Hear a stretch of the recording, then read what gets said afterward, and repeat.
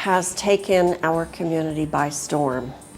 He seeps into our hearts, and it's clear that he's on a mission to talk with and communicate with as many groups and individuals as possible to help them understand the needs of our youth.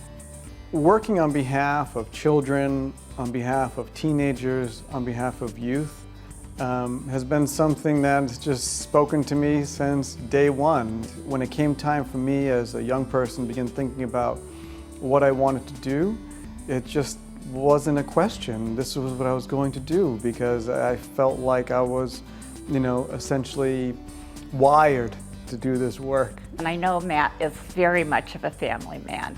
He's a great husband, he's a great father, and a good son. I've met his parents, and he's so proud of them, and they're so proud of him. And yes, that absolutely translates into wanting to reach out and help young people. Being a dad and a husband are my favorite jobs in the entire world.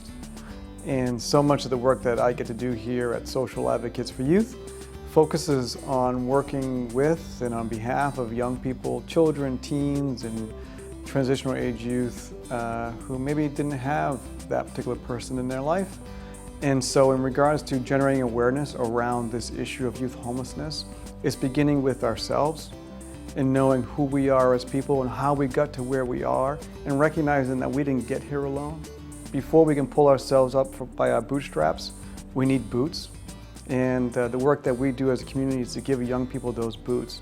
For us as a team, we all keep in front of us, what is that question that's key to the work that we're all here in delivering the mission of Social Advocates for Youth? And it's what do our kids need from us? To make the Finley Dream Center a reality was all focused on that question. As we, as a region, began seeing a major increase in the number of youth on our streets. It was an urgent matter, and I felt, let's not waste this crisis. Let's get on this now. Even though it's not the right time, it wasn't the perfect economic climate, why not? Why not do it now? Because this is when our young people need it the most. The reason I got involved and I agreed to be co-chairman was really because of Matt's leadership.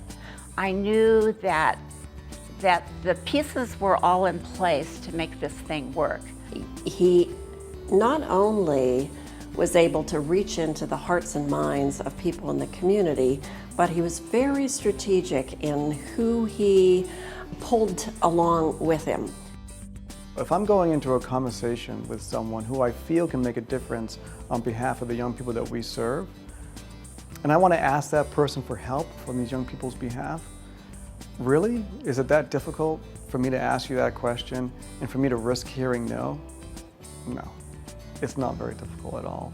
Because at the end of that day, I'm going to go home to my family, go home to a dinner, a warm home, and that young person will be still where they are. I really stay focused on, well, look at what we've done already.